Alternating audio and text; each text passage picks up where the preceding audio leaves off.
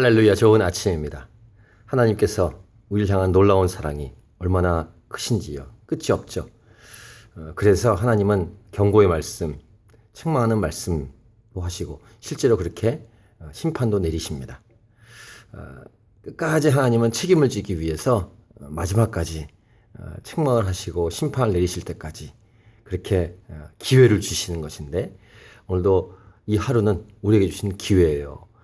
하나님을 섬길 수 있는 기회입니다. 이 하루가 하나님 기뻐하는 귀한 하루가 되기를 축복하고, 오늘도 말씀에 귀를 기울이길 바랍니다. 오늘은 2015년 10월 12일 월요일입니다. 오늘 우리에게 주시는 말씀은 에스겔서 19장 1절부터 14절, 맡겨진 자리에서 자기 책임을 다하십시오. 오늘 말씀은 이렇게 시작합니다. 너는 이스라엘 고관들을 위하여, 리더십들이죠. 리더십들을 위하여 애가를 지어 슬픈 노래를 지으라고 합니다. 그럼 내용이 어떨까요? 슬픈 내용이겠죠. 슬픈 내용, 애가를 지어 부르라. 네 어머니는 무엇이냐? 암사자라. 그가 사자들 가운데 엎드려 젊은 사자 중에서 그 새끼를 기르는데, 그러니까 처음 스타트는 좋았다는 겁니다. 그 새끼 하나를 키움에 젊은 사자가 되어 먹이 물어뜯기를 배워 그 다음부터 사람을 삼키매. 그러니까 리더십들이 다 죄악 가운데 있지만 특별히 리더십들이 이렇게 했다는 것입니다. 그래서 어떻게 했습니까? 이방이 듣고 함정으로 그를 잡아 갈고리로 꿰어 끌고 애굽 왕으로 간지라. 포로 잡혀가서 끝이 안 좋은, 결말이 안 좋은 그런 슬픈 내용이었다는 것이죠. 그래서 애가를 그렇게 지으라는 것입니다. 애굽으로 끌려간 이 사자로 비유하는 왕은 여호아하스 왕으로 보통 얘기합니다. 또 암사자 기다리다가 소망이 끊어진 줄 알고 그 새끼 하나를 또 골라 젊은 사람을 키웠더니 마찬가지로 사람을 삼키고 궁궐들을 헐고 성읍들을 부수고 했다는 것입니다. 그래서 바벨론 왕에게 끌려갔는데, 이건 여호야김을 상징합니다. 어쨌든 리더십들이 이랬다는 것입니다. 슬픈 노래를 부르라는 거예요. 리더는 어떻게 해야 될까요? 책임이 있어야 되고 섬겨야 된다라는 사실을 우리 알고 있죠. 리더의 본보기, 이런 섬김과 책임의 본보기는 바로 예수 그리스도이십니다. 예수님을 닮아 끝까지 충성하는 한 사람을 하나님은 찾고 계시죠.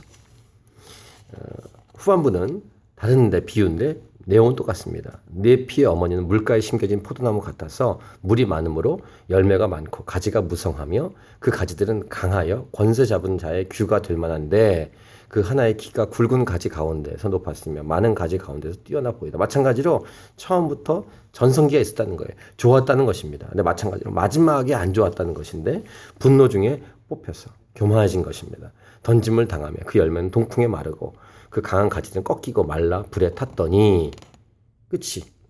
이 마지막 왕인 시드기야 왕을 상징한다고 하죠.